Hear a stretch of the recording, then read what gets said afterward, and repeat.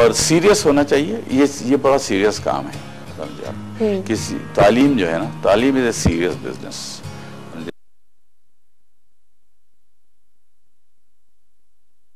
हम आ चुके हैं हॉट कॉफी विद कोनैन में, और कोक स्टूडियो इस जैसे फ्यूजन म्यूजिक के बारे में आपका क्या ख्याल है शाहिद साहब? भाई मैं तो बड़ा इम्प्रेस हूँ कोक स्टूडियो से। और देखिए म्यूजिक जो है ना कोई स्टैटिक चीज नहीं है, एवोल्यूशनरी है ये जो म्यूजिक आज से 2000 साल पहले थी वो म्यूजिक अब वो नहीं, उस शक्ल में नहीं है। उससे पहले धुरपद गाया जाता था, फिर ख्याल की गायकी आई, फिर गजल आई, ठुमरी आई, दादरा आया। आप 10-20 साल सीखें, प्रैक्टिस करें, मेहनत करें, जब जाकर के आप कुछ बनते हैं। और ये जो मॉडर्न गाने वाले हैं आजकल के ज़माने में, जिन्होंने मेहनत की है और जो टैलेंटेड हैं, दे आर वेरी गुड। समझा? I am not against modern music या पॉप म्यूजिक। एक लेते हैं छोटा सा ब्रेक। आने ब्रेक के बाद हमारे साथ चुके हैं वापस हमारे शो हॉट कॉफी विद कोनैन के साथ। शाहिद सर, एक सवाल है मेरे जहन में। नेशनल सॉन्ग पाकिस्तान में सबसे ज्यादा एक वक्त था जब गाया जाता था और बहुत ही पसंद किया जाता था दुनिया में। अब वो खत्म हो गया, बिल्कुल ही खत्म हो गया। अब वो जो पहले जो एक क्रेज था सिंगर में, हर पॉप सिंगर एक नेशनल सॉन्ग जरूर गाता था। अब ये क्यों है, क्यों खत्म हो गया नेशनल सॉन्ग का जो हमारा वो था? असल में नेशनल सॉन्ग जो है ना, it is a product of some crisis. जंग हुई थी 1965 की, उसके बाद बेहतरीन किस्म के नेशनल सॉन्ग्स गाए गए। मेहदी हसन ने भी गाया, नूरजहां ने भी गाया, और सारे लोगों ने गाया। वो तो मोटिवेट करने के लिए होता है ना, रेजिमेंटेशन के लिए होता है।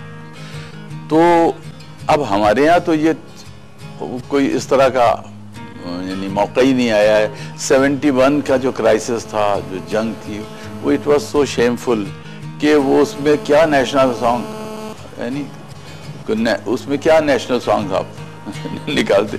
बांग्लादेश में बेशक नेशनल सॉन्ग उन्होंने उस जमाने में बनाए, because they were fighting a war of independence of their country. तो नेशनल सॉन्ग जो है वो एक वैसी चीज़ होती है जो कि किसी ख़ास मौके पे कोई ख़ास वजह से वो नेशनल सॉन्ग्स वो होते हैं, मोटिवेट करने के लिए लोगों को, और किसी चीज़ के ऊपर उकसाने के लिए, या किसी चीज़ के इस ख़ास डायरेक्शन में कौम को ले जाने के लिए। तो ये आर्ट है, मतलब म्यूज़िक जो है ना, इट्स आर्ट।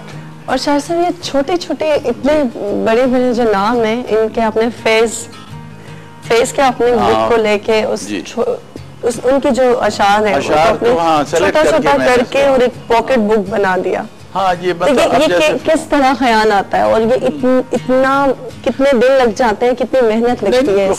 कोई खास ज्यादा टाइम नहीं लगा इसमें।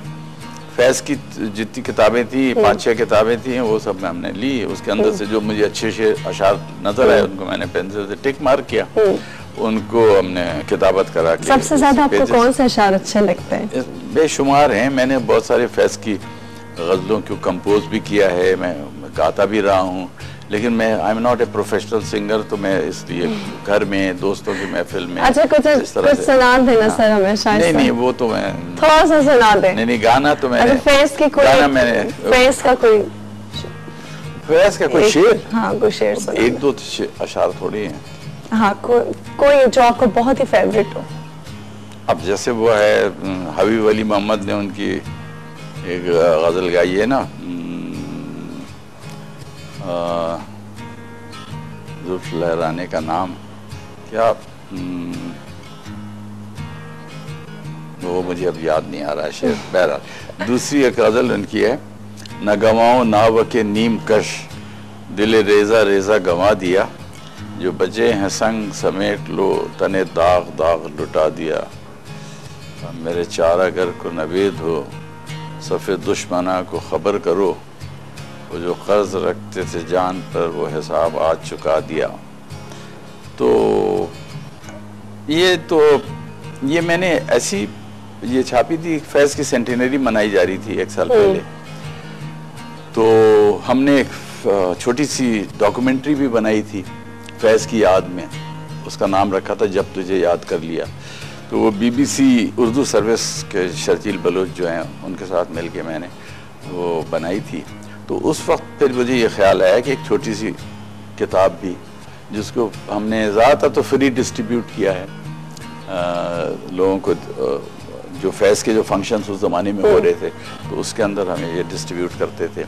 फिर इसी तरह और दूसरे शुरा भी हैं हमारे, जैसे इब्न इंशा, उनके ऊपर भी हमने बनाई है। और भी sky is the limit, you see art में तो स्काई इज़ द लिमिट। आप जितना आप काम करते जाएं वो, और ये नहीं सोचना चाहिए कि भाई हमारे पास रिसोर्सेज नहीं है या हमारे पास टाइम नहीं है। It is all A question of management. आप हाउ यू मैनेज योर, आप अपने टाइम को अगर सही तरीके से मैनेज करें तो you can do 10 times more than what you are doing at the moment. It's true. और शायद से कभी रिलीजियस किताब भी लिखी? रिलीजियस? नहीं, रिलीजन पे तो मैंने किताब नहीं लिखी। रिलीजन पे मैं कभी ख्याल आया? कभी ख्याल आया कि मैं कोई लिखूं किताब? देखिए ना, लिखने के लिए नॉलेज होनी चाहिए ना। अगर रिलीजन की नॉलेज नहीं है आप, तो वो फिर उस पर वो नहीं करना चाहिए। जो काम नहीं आता है ना वो नहीं करना चाहिए इंसान।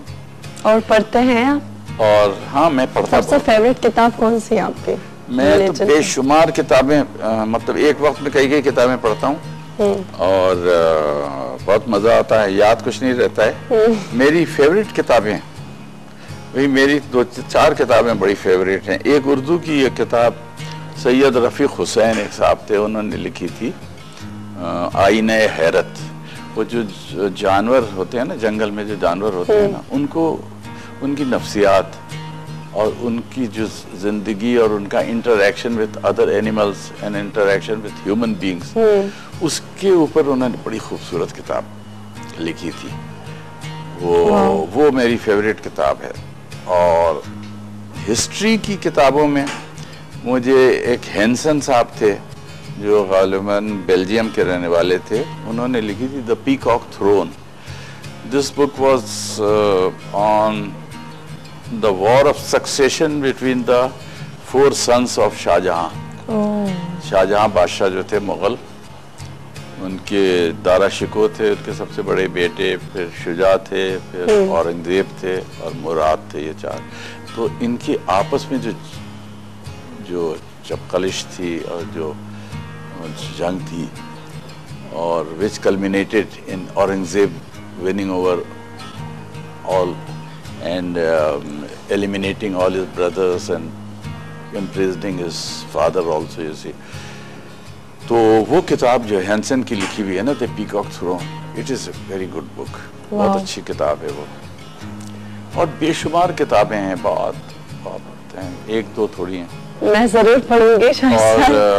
और शायरी में Mirza Ghalib. He is your favorite? बिल्कुल। शायद सर अपकमिंग प्रोजेक्ट, किस प्रोजेक्ट पे काम कर रहे हैं या किस बुक पे काम कर रहे हैं? मैं अभी कई किताबों पे काम कर रहा हूँ, लेकिन जो फिलहाल इमीडिएट वो है, वो एक कमाल अहमद रिजवी के जो अलिफ नून की जो सीरीज थी ना, उस पे किताब एक मैंने डिज़ाइन की है और वो उस पे काम हो रहा है, वो छपने वाली है। और Kamal, as you know, is a legend. और उन्होंने तो बहुत ही ज़बरदस्त किस्म का काम किया है, तो वो महफूज हो जाना चाहिए।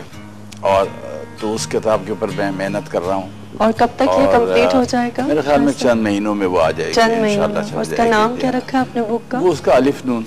अलिफ नून। अलिफ नून, हाँ।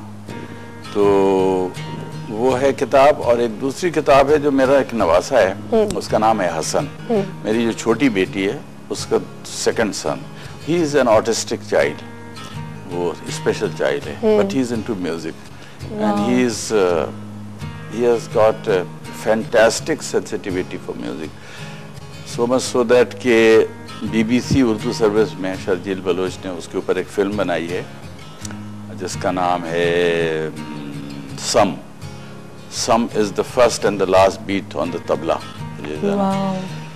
तो वो जब वो 5-6 साल का था तो उस वक्त वो फिल्म वो बनी थी, तो वो मैं आपको पेश करूंगा, वो देखिएगा जरूर इंशाल्लाह ज़रूर। और तो उसके ऊपर मैं Hasan now is about 15 year old now, तो उस पे मैं किताब छाप रहा हूँ हसन इस पे। पे कि how music, how he has found comfort in music, और एक डायरेक्शन जिंदगी में अगर कोई उसको मिला है तो वो म्यूजिक का ही रास्ता है, इसके ऊपर वो सब पड़ा है। Thank you so much Shahid sir, thank you. और आई होप आप लोगों को बहुत अच्छा लगा होगा ये एपिसोड। आपने किताबों की दुनिया देखी, शायद MS शाहिद सर की जो दुनिया है, किताबों की दुनिया। और इसी तरह हंसते खेलते मुस्कुराते, अल्लाह हाफिज।